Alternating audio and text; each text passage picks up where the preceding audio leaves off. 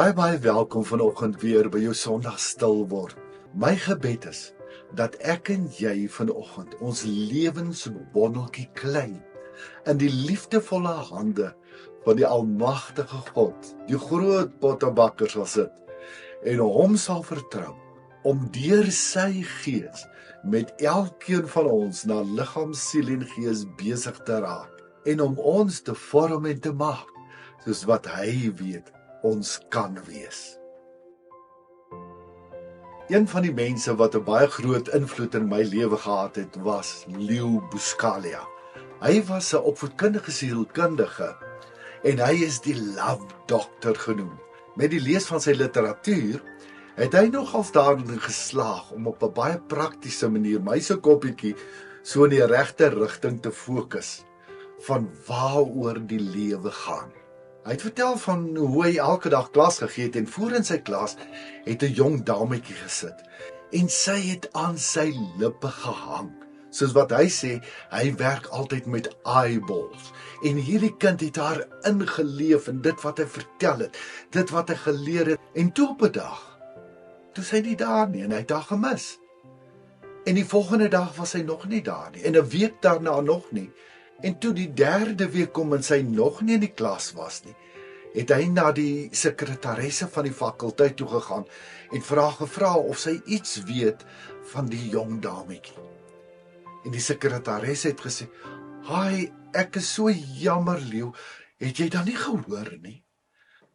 Sy het na Pacific Palisades toe gery. Dit is 'n plek met 'n baie hoë rotswand wat in die see val met rotse onderaan. En die sekretaresse het vertel hoe hierdie jonge dametjie haar motor daar geparkeer het. Die motor het nog steeds geïdel en sy het soos 'n zombie oor die gras gestap, aanhou stap en afgeval by die kraans, waar sy haar doodgeval het.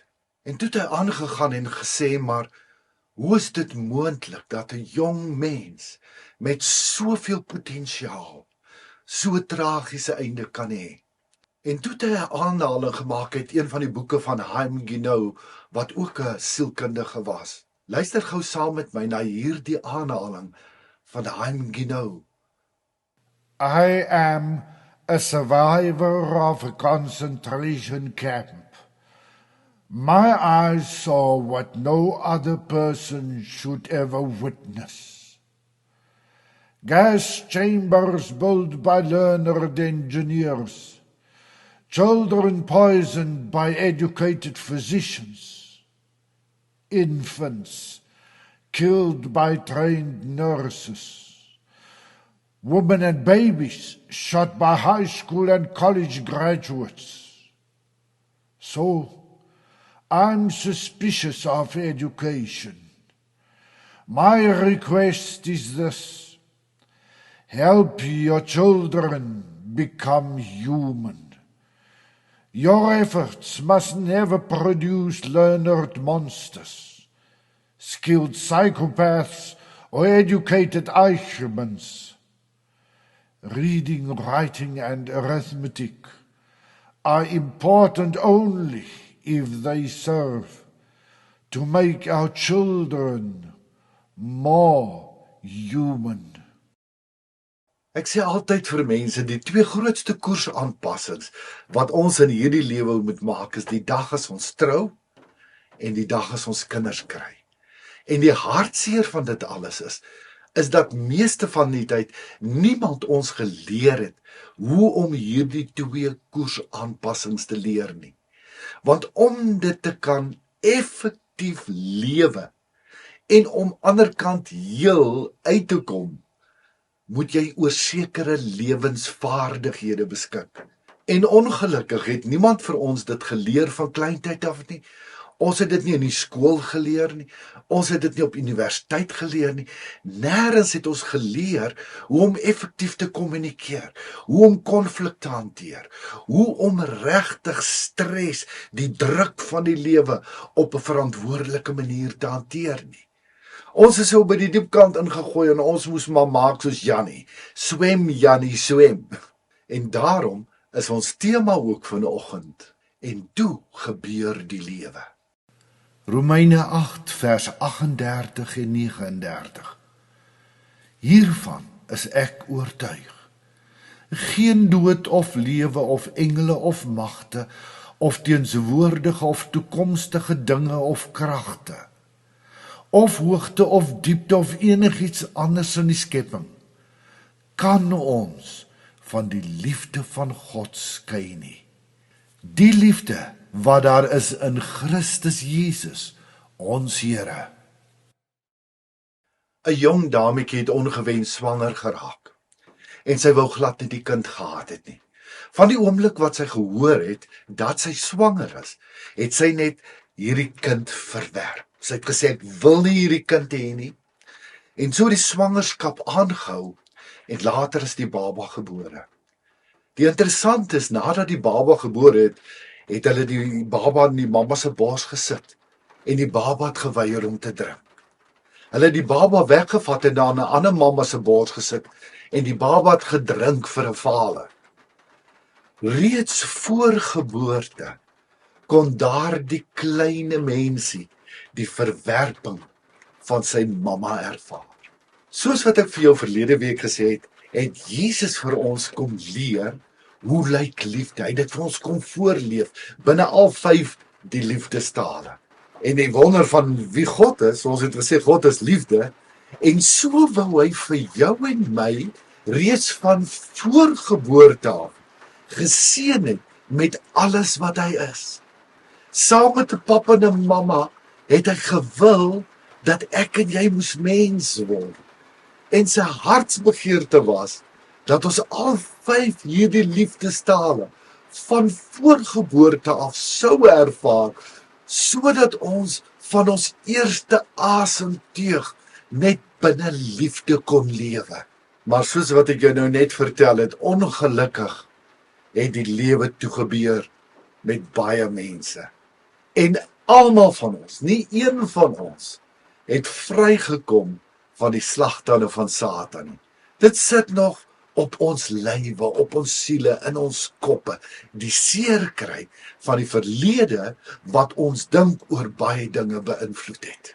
Nou soos wat ek vir jou gesê het, was die 2 uitskieters van die 5 liefdestale in my lewe wat van die begin af gewys het, touch, die ervaar van koestering, nabyheid en words of affirmation, opbouende woorde. Van kleintyd af, vandat ek kan onthou, was dit die 2 groot drywers in my lewe gewees. En ek het vir myself afgevra, nou hoekom dan nou so? Nou weet jy, die agtergrond is, soos wat ek vir jou gesê het, was ek 'n emosionele bonneltjie gebore. Kyk, van kleintyd af het my emosies met my so wiplank gery, dat ek naderhand omtrent seesiek geraak het. Vandat ek kan onthou uit my verlede, was die wonderlikste ervarings gewees, daardie liefdevolle nabyheid, as jy gekoester word, as jy liefgehê word, as jy geprys word, as jy gemotiveer word. Maar daarmee saam moet ek nou ook vir jou sê, elke kind verskil van die volgende kind. Die een kind het sulke groot emosionele tanks. Hy moet die hele tyd gekoester word en die hele tyd opgebou en gemotiveer word, terwyl ander kinders se emosionele tankies baie kleiner is. Hulle kom baie verder met die minimum van aanraking, minimum van motivering, want hulle is anders. Soos wat ek jou gesê het, grootendeels bepaal ons persoonlikheidstipe ook hoe groot ons emosionele tanks is. Nou ek het meneere gehad. Nou toe ons ouers ons groot gemaak het, het hulle nog nie geweet van hierdie liefdestale ding nie. En hulle het geglo, wat geld vir een, geld vir almal. En dan wat jy gee vir een, gee jy vir almal. En soos wat jy gee vir een, gee jy vir almal. Van my boetas het klein emosionele tankies gehad, terwyl ek hier grootes gehad het. So, vir hulle was dit genoeg, maar vir my was dit nie genoeg nie. Wat gebeur toe? Ons het groot geword in 'n wêreld, ek en jy en almal vandag, waar prestasie beloon word. So jy moet iets doen om te kan hoor jy is goed genoeg, dit was nou baie mooi ensovoorts. Voordat jy gesê vasgehou word en sê, "Jee, my kind, ek is so trots op jou." So wat het gebeur? Ek het geleer om liefde te kry, moet ek presteer. In die skool, op sportgebied, op allerhande gebiede. Want hierdie liefdesstenkies van my kon net nie vol genoeg raak met die bietjie wat ek gekry het nie. En soos wat ek sê, bietjie is dan relatief. Soos wat iemand van my gesê het, onthou, elke ouer gee binne sy vermoë die heel beste vir sy kinders. Vermoë verskil, kinders verskil. En daarom was dit so 'n soeke in my lewe om aanvaarding en liefde te kry. Aangemoedig, bemoedig, gemotiveer te word. So meestal, wanneer daar sulke uitskieters is dit die gevolg van emosionele denkies wat nooit volgekom het nie. En soos wat ek jou gesê, die gelol is, dan soek ons om op sekere maniere dit voller te kry. Ons soek op verskillende plekke, ons soek aanvaarding, liefde, erkenning ensovoorts by ander mense. Die wêreld staan gereed met alles wat hy het om ons sy manier van lief hê te leer. Onder normale omstandighede, as jy uitskieters het, as jou liefdesstenkies volgemaak is en jy het aanvaarding, motivering en al hierdie goed gekry, dan was dit so wonderlik vir jou. En dit is waarna jy smag die heeltyd, omdat jy dit ken. Dis soos moedersmelk. Jy het dit geken, en jy soek die heeltyd daarna. By jou man, jou vrou, jou kinders, die mense rondom jou. En soos wat hierdie twee liefdestale by my uitskieters was, kan jy nou net dink, wat is die teenpool daarvan? Die goed wat my menswees, my siel doodgemaak het, van kleintyd af ook, is kritiek, verwerping, ignorering, daai stilstype ding. Ek sê altyd vir mense, weet jy, as daar so 'n gelade, so donder weer in die huis rondhang, en daar's net hierdie swanger stilte, het ek altyd gesê, sê vir my as ek iets verkeerd gedoen het, dan weet ek hoe om dit reg te maak en om dit nie weer te doen nie. Dan kan ek leer en groei. Maar iets wat my mag bloei het, was hierdie ding van kritiek, van afbreek, van negativiteit. Want dit alles het gekommunikeer, nie goed genoeg nie. Nie goed genoeg om liefgehet te word nie. Nou soos wat hierdie twee my top liefdesuitskieters was, is dit by baie mense van die laagstes. Hoekom? Weet jy, dit is interessant, dat wanneer daar met onheilige hande aan mense gevat is, wanneer hulle gemolesteer is, wanneer er vertrouensbreuke gekom het, waar mense hulle mishandel het, is die normale reaksie, bly weg van my af. Ek vertrou jou nie. Moenie naby my kom nie, want ek weet nie wat gaan jy met my doen nie. En baie keer het mense al vir my gesê, jong, ek is nie hierdie druktipe nie. En die oomblik as iemand vir my sê, hy is nie die druktipe nie, en hy sê nie elke dag vir sy mense, hy is lief vir hulle nie, dan weet ek, iewers hier in die verlede, is daar 'n kortsluiting. Iewers het daar iets gebeur, wat gemaak het, dat jou hele menswees dit doen. Bly weg. En weet jy, wanneer jy iets mooi vir my sê, dan wonder ek, wat wil jy hê? En die hartseer van dit alles, soos wat hierdie dinge met ons gebeur het, het dit net gemaak dat ons so maak nie, maar het dit ook gemaak, dat ons dit nie kan wys nie. Dat ons nie hoe ons voel op 'n praktiese, konkrete manier vir die mense rondom ons kan wys nie. Dat ons nie God se liefde net kan laat deurvloei nie, want daar is blokkasies. En die wonderlike in my geval, die oomblik toe ek dit besef, en toe ek begin werk daaraan, om vry te kom van hierdie dinge wat gebeur het, om insig te kry, om net te begin verstaan, hoekom het dit gebeur, het ek ewe skielik begin verstaan, maar ek hoef niks te doen, om God se liefde te verdien nie. God het my lief, net soos wat ek is.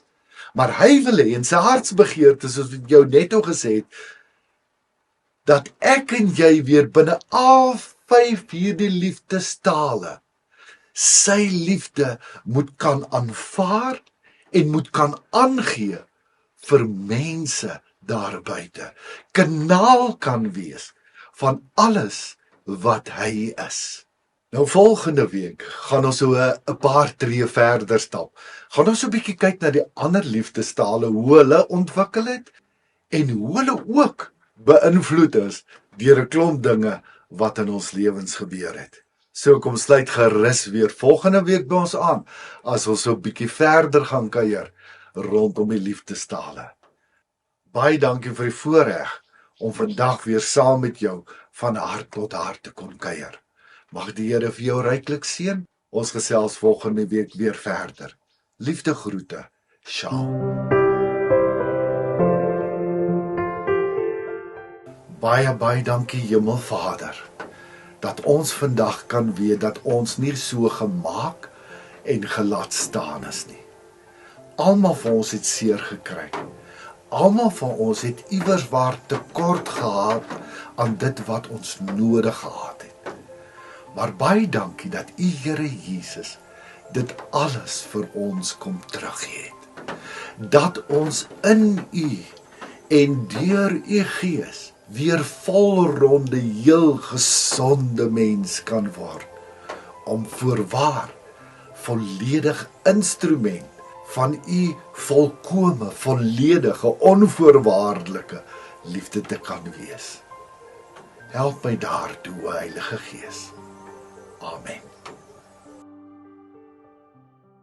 Indien jy sou belangstel om elke dag 'n dagstukkie van Lewelig te ontvang op WhatsApp, kan jy net jou naam en jou nommer stuur na die volgende nommer 08282164333.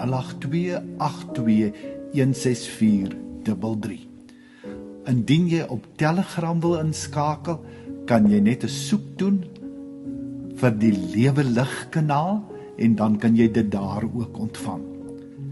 Jy is ook meer as welkom om ons YouTube kanaal te besoek. Doen net 'n soek onder Shaal Botha Lewelig. Sakke vol seën vir jou en 'n wonderlike week. Leef tevrede.